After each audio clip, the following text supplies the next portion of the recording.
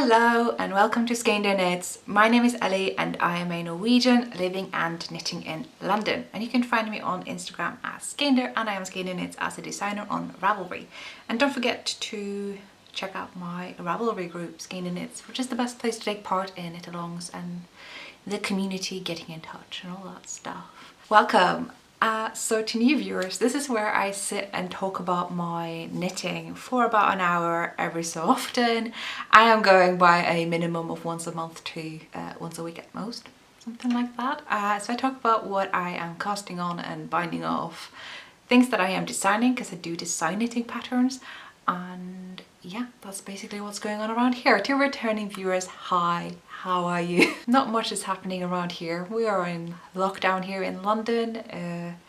It's hard to come up with reasons to leave the house sometimes, to be honest, but at least I am getting a lot of knitting done.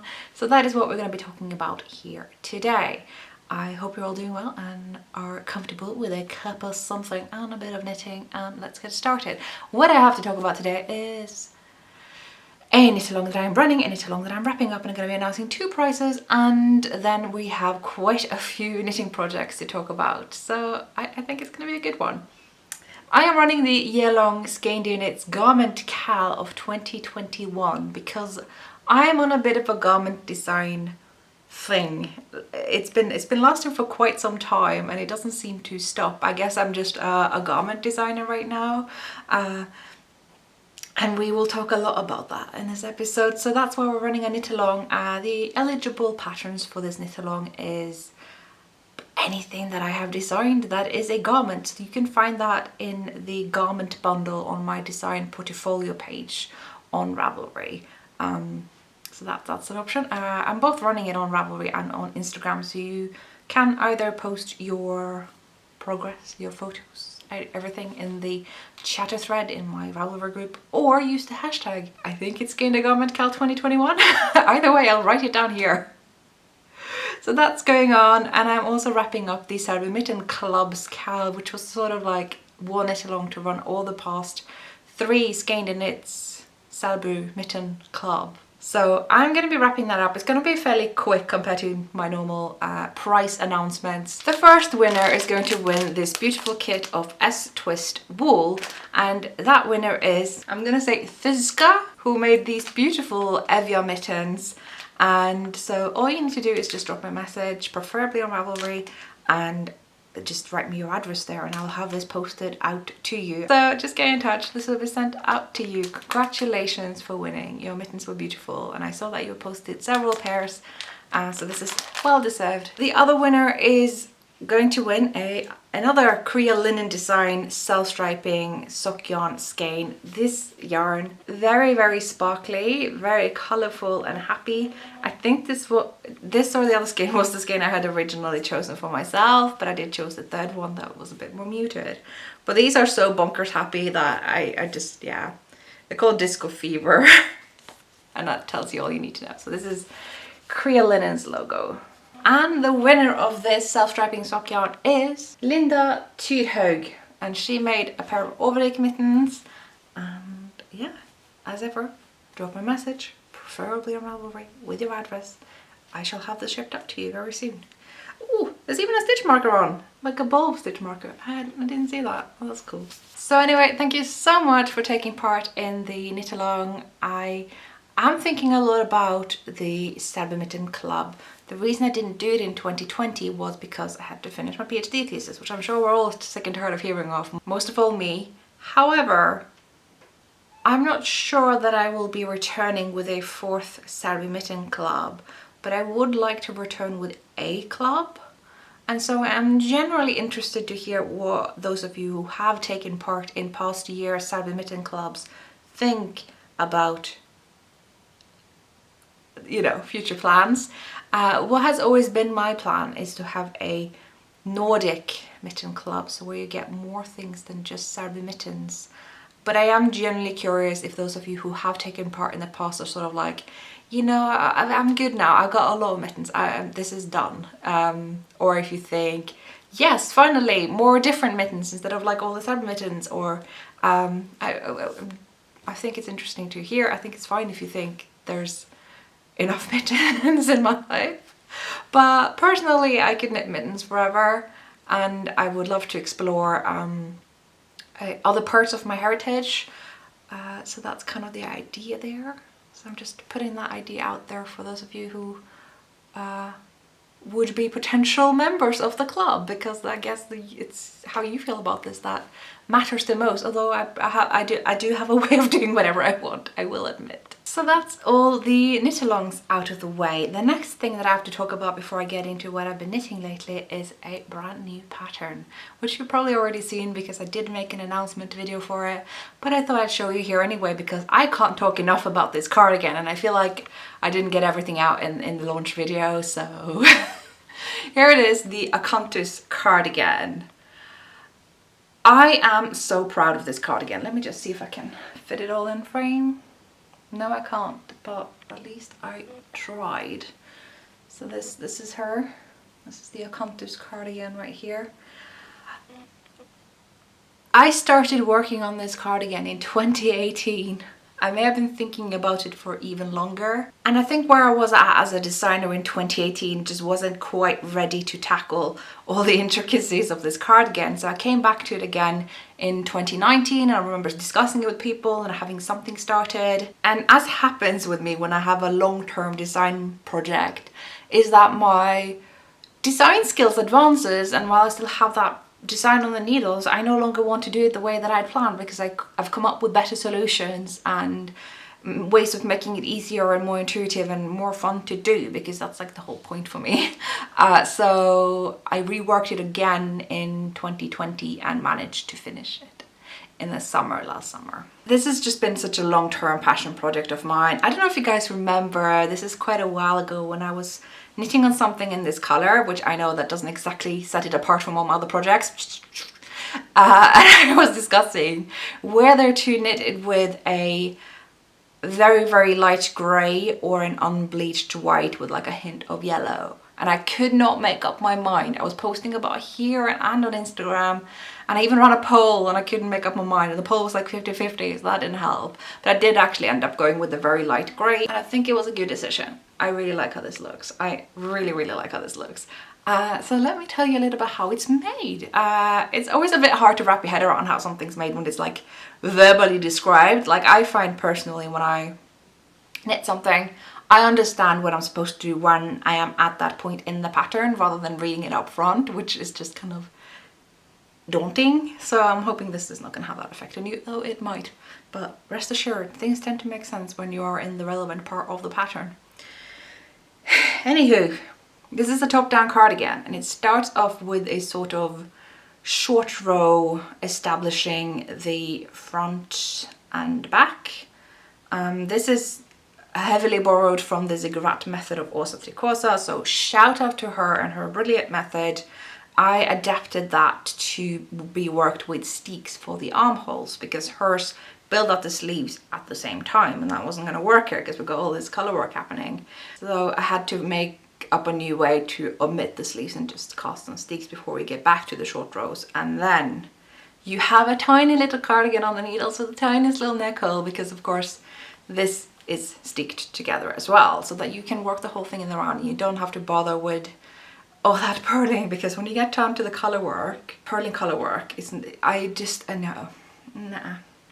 And another thing that we realized during the test knit, I had a wonderful test knitting group, and well, most of the cardigans came out looking like mine. There were some that had a different row gauge. So row gauge is basically if you put a ruler on and you measure 10 centimeters, and the row count of mine and a lot of my testers was higher than some of the others. So they had longer rows. The motif looked a bit longer, so the arm side got a bit longer. And I thought, well, if I get people buying this pattern who also get that row gauge instead of the one that I got, I want to give a solution to that. So I've actually put some hints in the pattern where you can skip to the appendix for different numbers, so that you will still get a good fit even if you're off in row gauge, which is, I've never seen anyone do that. It does seem to be that with these satin sleeve type garments that you're a little bit off on your own. If you don't get row gauge, well, tough luck. And I think that's fair, but in this case I think it would be much more helpful for me who knows the mechanisms of the pattern to just be like, hey, here's the numbers, you don't have to think, enjoy your knitting. So I did that. And the thing that's so wonderful about this cardigan is like, as soon as you are like down to like here, but especially down to here, it's so easy. Like, it's so easy. I don't even want to admit like how simple it is. And especially when you pass the underarm, you're just working the body straight. You got like about 2 stripes left. You can add another stripe to get the body into a normal length. And if you find that that's a bit long, you can just make the rib shorter, because obviously, as you can see, the rib can be modified in length pretty easily. So that's that. It's just, there's a lot of potential for adaptation in this one, which is cool. Sleeves are worked top down with this short row method. And I use a method where you kind of pick up more stitches at the top of the shoulder, which is adapted from Elizabeth Dorothy's method. So again, big shout out to her. Her sleeve cap shaping is brilliant, and I just kind of borrow that particular element because I found that that works out a lot better and makes the pickup right around the arm a lot easier, and it fits better, so win-win. And then you just work that in the round past the shoulder cap and just decrease towards the sleeves, the cuffs. It's a very common way of doing sleeves. You'll find it all over Ravelry, and yeah, that's the cardigan. That's the whole story. I spaced the stripes apart differently for all the different sizes. That was a job. That was interesting. So you get ultimately the same body length, but because the arm size will differ, I had to place the stripes in different ways, and therefore there would be different spaces between the stripes. You wouldn't be able to tell the difference across sizes, but it's there so that everyone gets a fair proportional stripe pattern that still gives the right amount of length in the places where you need them. I have been putting in so much brain power into this pattern. I thought it was going to be a simple idea, but nothing ever is it? And here it is from the back, in case you want to see that. So yeah, I call it a cantus cardigan because of this pattern, which is called a cantus, so it's no more creative than that. It's called a cantus from like ancient Greek architecture, which I know doesn't sound very Norwegian, but this is a super common chart in Norwegian traditional knitting. And its origin is in Greece, which is very common in Norwegian knitting. The things that we think of as like, oh, that's like so Norwegian, and it's not usually. Sometimes it's Spanish or otherwise Mediterranean or North African or Middle Eastern. There's a lot of knitting that originates from Egypt. Knitting itself originates in Egypt. So that's really cool. I love how these things travel. There she is, a cantus. She was made in PT2, which is the old Finull PT2, so you can just use Finull now and you will get a softer cardigan than I did, although I still think it's pretty soft, but the current Finull is softer. So yeah, that's ultimately all I have to say about this cardigan. I'm just immensely proud of it. Did I mention optional waist shaping? Yeah, you can leave it out if you want. You can do it if you want. I don't know. I'm just talking nonsense right now. I'm just really, really proud of it. I am so happy to finally get it out there.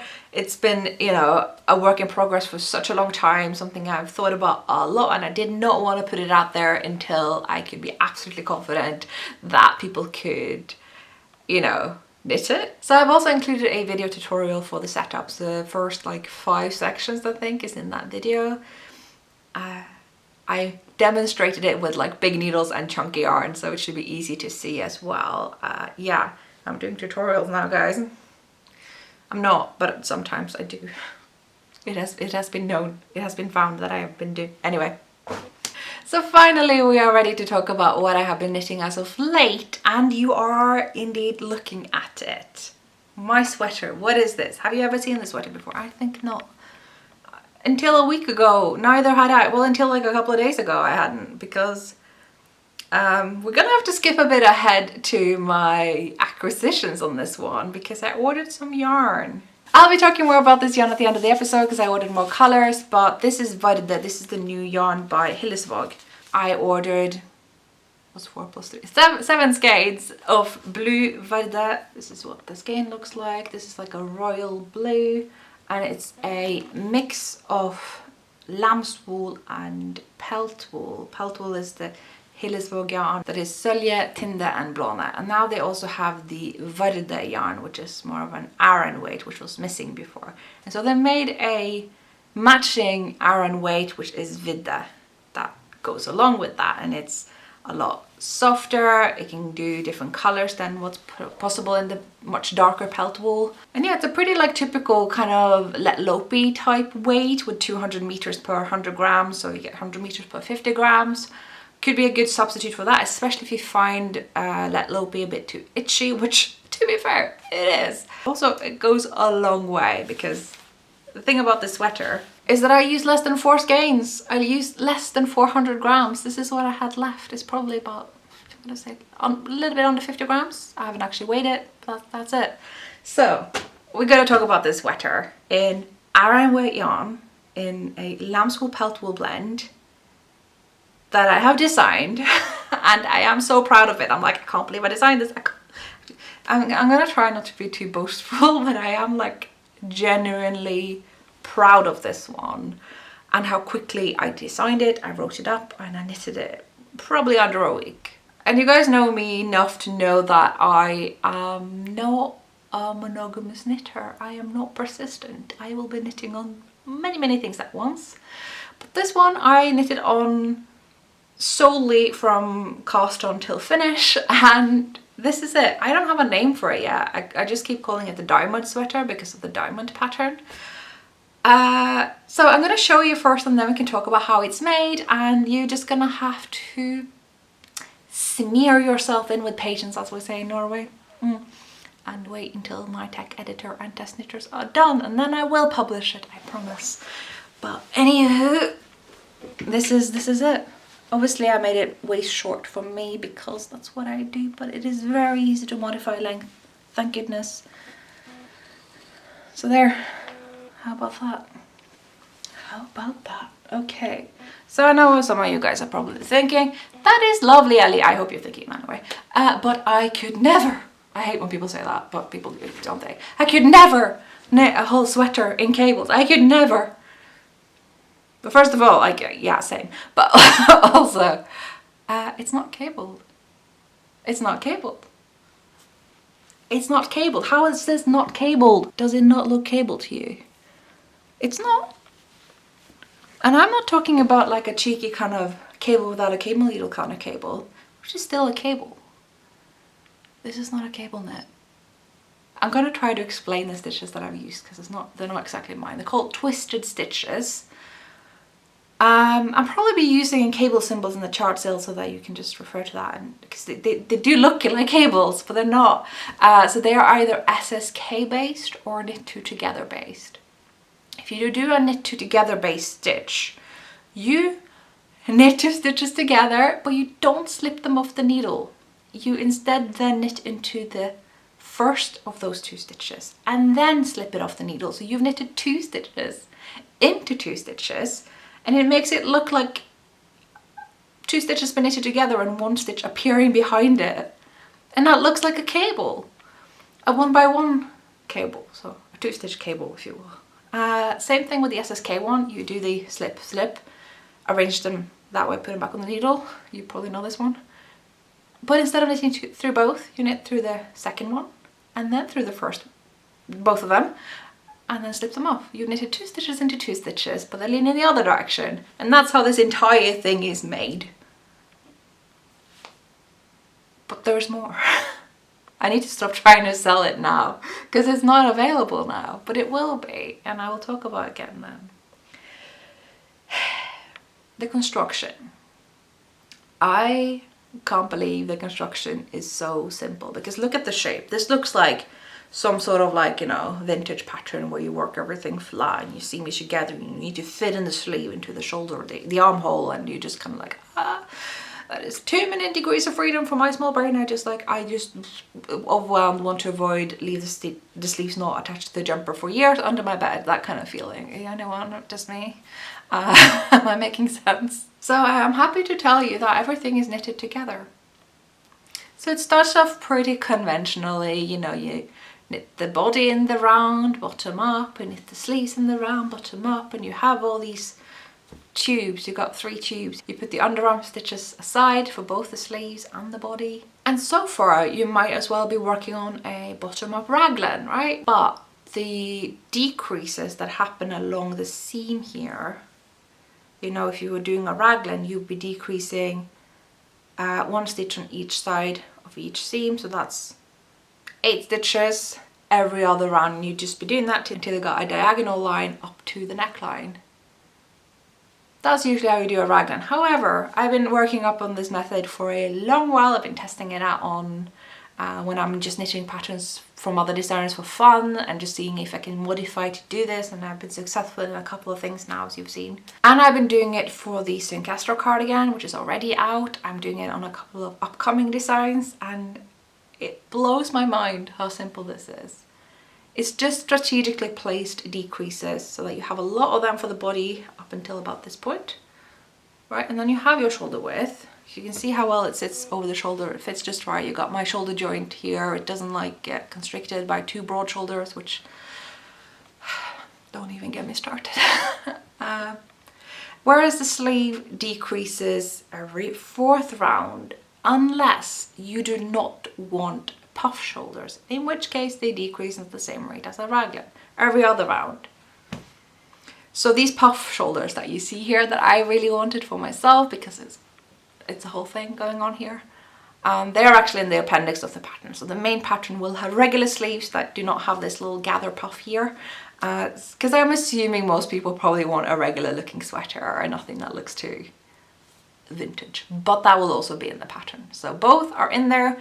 My test knitters will most likely be using the regular shoulder, so there will be photos of that as well, so you will get to choose.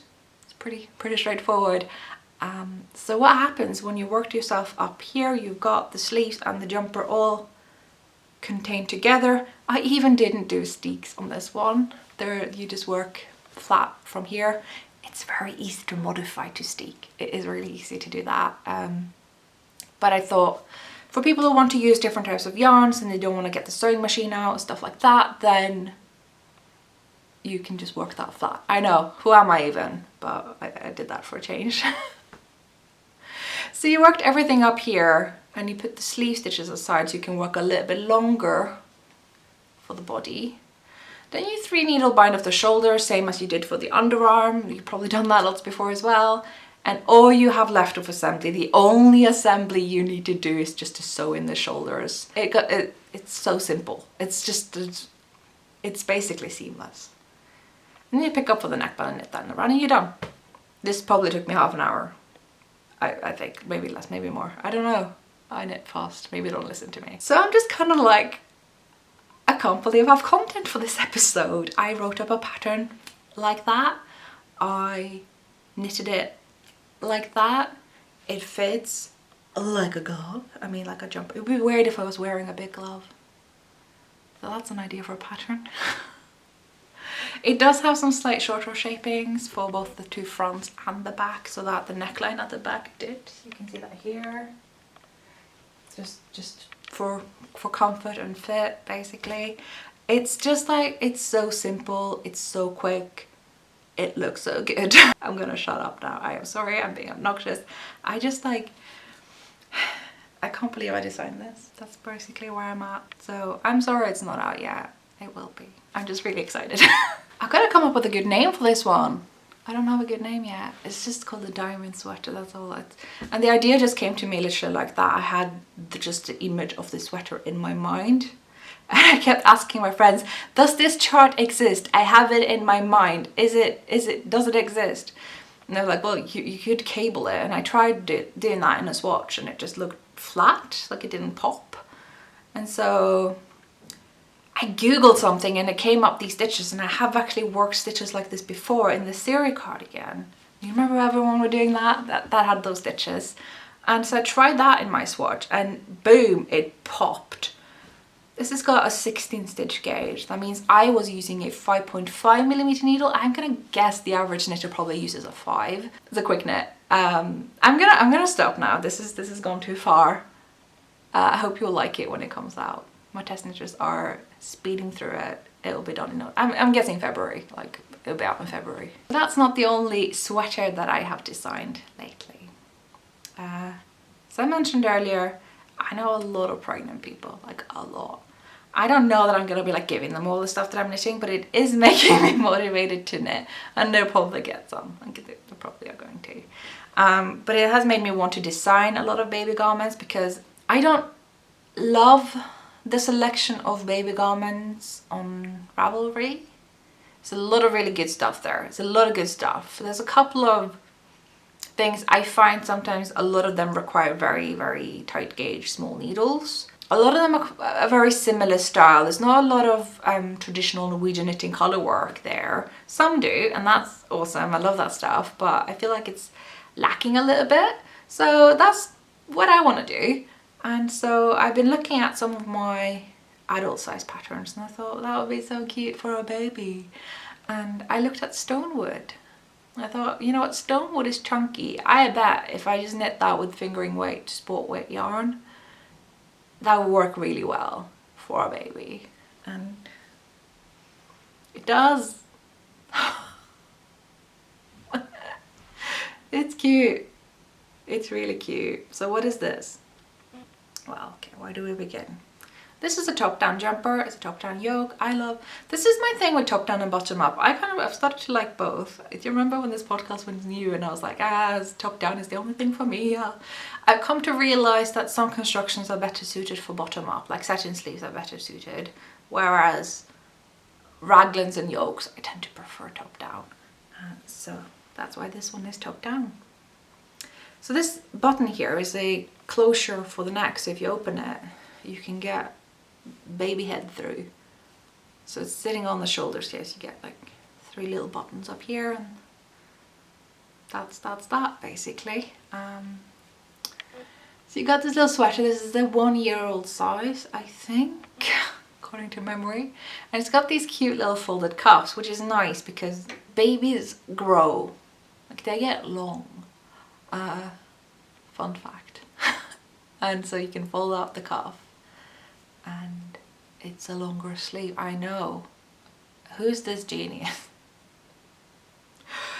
But there's more. What is this little, what's this? Is there more cuff? No. Look at that. Look at this. Look at this. And you got yourself a little mitten. It did not focus when I was hoping it would. So now you got a little pocket. You can have the babies will have their hands in here, right? And they'll be warm. Genius. This is mostly because I've got a lot of friends with babies and they tell me what they want in knitting garments, and I had one saying that would be a nice feature, so we put that in here. Both of the arms have that, in case you're wondering. And that's basically it. It's no front and back difference for the babies because literally they're not very shaped, are they? But once you get to the bigger sizes, this is no longer a feature, obviously, because you're no longer a baby. You're going to be like a 4-year-old or a 12-year-old, and so you get short rows for the neckline instead. So that's the Stonewood Mini sweater. Don't know when that's going to come out because I haven't sent that to my tech editor either. My test knitters aren't done yet, but that's what we have so far. Yeah, I have used a combination of Finul and PT2. So there. I guess I'm doing baby garments now. I'm on such a kick for baby garments. They're just this is so cute. It's so cute. But of course, as I am doing a sweater, I cannot help but doing a cardigan. So this is the cardigan. It doesn't have sleeves yet, but it does have a steek that goes all the way down instead of just for the shoulder. And it's just building up. I don't think I've actually written this down yet. I just cast it on and just kind of like winged it from my sweater instructions. This is not great. I need to write it down properly. So the body's almost done, and I'm going to be doing, the rib, and I'm going to do the same thing with the sleeves. And it's also going to have button bands because it is a cardigan, and I'll be snipping it open, and that's that. This is using Usk and Usk, Hillesvåg Usk, which is kind of their equivalent of Finul. Little bit thicker. I don't know yet when these are coming out. By the way, this is a pink hazel bag. I love her bags. I don't know when they're coming out. I'm working on getting them out fairly soon, but that's the case with a lot of my patterns. But I did also want to do a whole what you call them, suit body for this pattern. So basically adding legs to it and button bands that go all the way down, maybe even down to the ankles. I haven't decided yet. So I thought that might be next, and I'll put the same kind of pocket hands on the feet as well, as you kind of have like built-in socks. I think that would be pretty cool. So that's, I haven't even cast that on, but it's just something that I'm thinking about right now. And yeah, I know I generally have said that I don't like talking about my designs when they are in progress. I like to show them when they're finished and are out, because sometimes I get bombarded with when's it coming, when's it coming, when's it coming. I get stressed and then I can't actually work on it at all because I am weird like that. So this might be either what I'm hoping is going to happen is that it has the effect on me that I feel like it needs to be done soon, or it will have the opposite effect, which I'm really hoping it won't. But that's insight into my mind you didn't need. So I guess we have now segued into works in progress, given I just showed you the Stonewood Mini cardigan that is a work in progress. That means there is one more project left to show you before a very short acquisition section, and I guess that's this episode. So like I said, I love the progress of this sweater. I had such a good time with it. It was amazing to me, just like the fit that I achieved with it with such a simple method where you make basically just working in the round and a little bit flat up here. So I thought, wouldn't it be cool if you could do a chunky weight yarn cardigan really quickly that fit really well, that's so easy to construct, and yeah, that idea just like got to me. So I ordered some yarn and it arrived the next day because esold.com, that's all I'm saying. Like, I don't know how they do it because the post nowadays is struggling. So that was amazing, and I immediately cast on because of course, and I want to show you. I don't really have a good name for this pattern yet. I'm just calling it Dobbel Tinde because that's, I'm holding Tinde double. The Tinde is the DK, arguably heavy sport weight pelt wool yarn by Hillesvåg. This is pure pelt wool rather than this, which is a mix.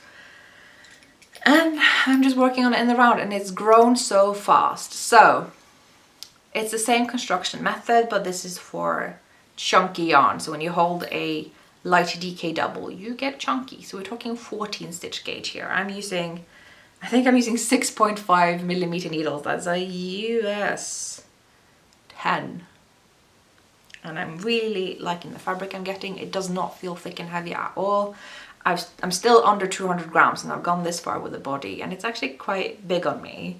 I wanted to add a bit of ease because sometimes thick garments can feel quite tight just because of the thickness of the actual fabric, but I think the fabric turned out not very thick, so it's just gonna have a lot of ease, and that just means I'm gonna be wearing it so much more. Pelt wool is really warm. I was walking around London the other day. It was like 1 degree and I was just wearing my other pelt wool cardigan. That's it. It was amazing. It's so warm. So I was thinking about the shape of this, right? Just simple bottom up cardigan, just stockinette, just something that feels quite accessible to people, which I would argue this sweater is too, but this is a cardigan, different purpose. More like outerwear. And I kind of got into like a bit of a funk where I kept pestering everyone about, I don't know, can I just do a stockinette cardigan with nothing on it, People are just going to want a plain basic cardigan. So there will be some puff shoulders as a bonus. There will be a little, I couldn't help myself. I've been loving these cross stitches that I used in the sweater, so that's what you're getting in the front here as well. It looks like a cable pattern, and I actually did start out doing the cables, but they didn't pop. They just did not pop. The shape was weird. I didn't know what was going on. So I frogged this section only all the way down for both sides, and I picked it up again and knitted with these stitches instead of cables, and it popped. It just popped. So that's looking really good so far. As you can see, there's a steek. We're gonna steek this one because it is a cardigan, so you can just zoom through, stockinette in the round, and this is like the only section you have to put in any minimal amount of brain power. Not a lot. It's just really simple. I may put in optional waist shaping. I'm not entirely sure. I want this to be simple. So again, just knitting it straight up, body in the round, sleeves in the round. Then we'll get the same sort of shaping you see on the sweater, without puffs, regular shoulders, or with puff. that's the plan. That's what's gonna happen here. So I don't know when it's gonna be done, but this has been done in like 2 sittings because it's so quick, because it's chunky. Amazing. I'm on a bit of a design kick, which is good, but also I have a lot of designs on the needles that I haven't finished yet that I was hoping to have out by now. There's this massive color work cardigan that is like, it's a job that I haven't finished, that my test knit is finished, and it looks amazing. It's like a color work robe. It's just like, anyway, I've said too much. That needs to, I'm like halfway on that one. There is this amazing color work cardigan. I've done one sleeve and it looks so cool, and I'm like, yeah, just need to keep working on that. There's another cardigan that needs a sleeve, but I'm also doing a sweater version of that cardigan, and I haven't even started that. So I'm like, I'm a bit stressed. Just a smidge. So that's, I don't know how that's gonna work out. I could borrow photos from my test knitters and just put them out there, but then we know I'm never gonna finish mine, and I want them for me too.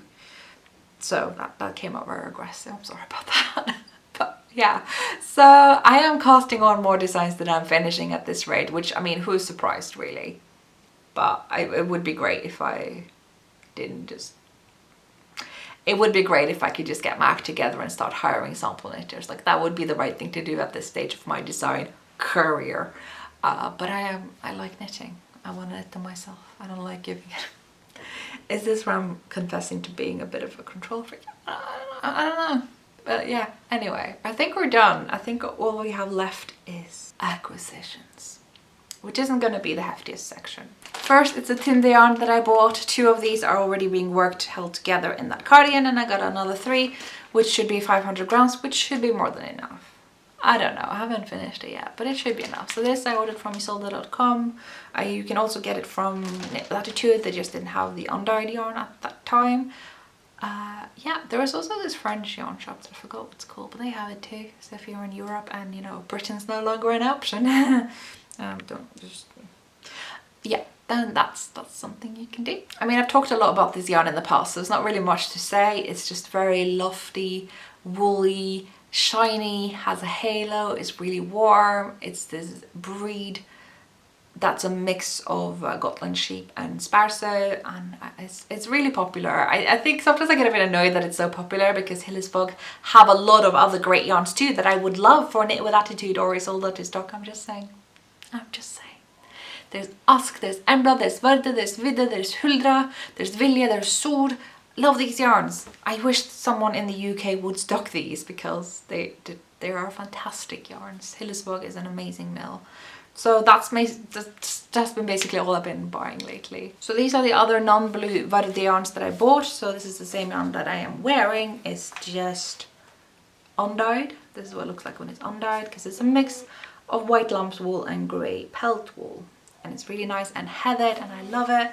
This has been dyed green. I thought it would be a different shade of green than what this is, but this is the shade that we got. So I'm gonna I have a lot of blue left now and green, and I think maybe more baby garments. Maybe, yeah. I thought this would contrast better, and it doesn't really, so I'm gonna have to have a think about that.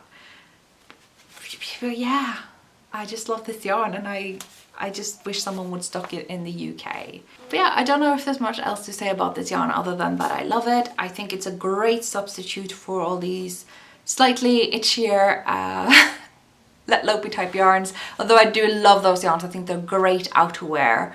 It just kind of depends on people's preference, and more options are better in my opinion, so there. In case anyone's wondering where I got the yarn, I did get it from Trollen Wool in the Netherlands. So that's where I got it. And as I was placing that order, I couldn't help myself but ordering some Ullcentrum. I've been coveting this particular shade of yellow for eons. This is like what I call the Camibornia yellow, because I've seen Sophia use this yellow a lot. And yeah, they had this in stock, and so I got 4. I figured that's going to be enough for a cardigan or a sweater. So I don't know what this is going to be yet, but look at this. Look at this yellow. I obviously had to have that. Nobody's surprised. It's really, really lovely. It kind of feels like as you would expect, I guess, these sort of woolly yarns. I think it's really lovely. It's 2-ply, has 300 meters per 100 grams. I'm gonna say it's a pretty typical sport weight. It's called Lion Yellow L, that's the shade. So that's that yarn. Just a cheeky sweater quantity with no plans. And that's it. And I guess my justification, if you will, not that I think I need one, but I have, as I've mentioned in the past, not bought a lot of yarn since the whole pandemic and lockdown and everything started. I haven't been traveling much or going to yarn shops or yarn shows, so this whole like, oh, what a lovely sweater quantity this could be, I will buy it and then make a plan later. So as opposed to previous years, I've just not been accumulating all these sweater quantities of yarn. I've been knitting more from stash than I've been adding to it, which is pretty nice, and there's space for more yarn. And I'm like, well, you know, as I keep saying, a yarn stash is like a sourdough, you gotta keep feeding it. So yeah, it's been my birthday, obviously. I've submitted a thesis. I can come up with a lot of excuses for why I deserve yarn. I am also expecting some yarn in the mail from my mum for my birthday, because that's what I wanted, because I can't get this yarn in the UK and I'm frustrated. And I guess this is as good of a time as any to say that, because I get questions all the time, and I really have got questions about this all the time for the past 4.5 years that I've been doing this, which is, where can I get this yarn in the US or the UK or in Canada or in Australia? And I don't know, and I am not the right person to ask. I am in no professional capacity to answer that. I don't work with wholesale or retail. I just knit with yarn that I love, and when I find it hard to get hold of, I get help from friends and family. I don't know where you can get the yarn unless I know, and when I do know, I tend to put them in my thread in my Ravelry group called the Norwegian Knitting and Help Desk, which fellow Norwegian designer so kindly started for me back when I was new at this, and I got overwhelmed by all the requests to help people find out where to get the yarn and even get the yarn for them, which I can't do. I'm sorry, but I struggle to get hold of this stuff as well, especially now that we can't travel and the post is what it is. It is tough, and I love yarn, so I hear you, but I can't help you. I'm like flattered that so many people think that I'm a person who knows all the things, but sorry to burst the bubble, but I am absolutely not. So that's kind of what a way to end the episode. Okay, how are things going here, you may be wondering. People ask that, don't they? It's very hard to say what's going on when you don't do anything, because it's just an everlasting Groundhog Day of lockdown, which I'm okay. It's going okay here. Me and my flatmate are coping by watching very dated episodes of Sex and the City, which did not age well, but it's entertaining, if anything. Baking and cooking, knitting a lot. It's a strange time, this, but I'm doing okay, and I really truly hope that you are as well. I guess that's all I have to say for this episode. I hope you're all well. Thank you all so much for watching, and I will see you next time. Bye.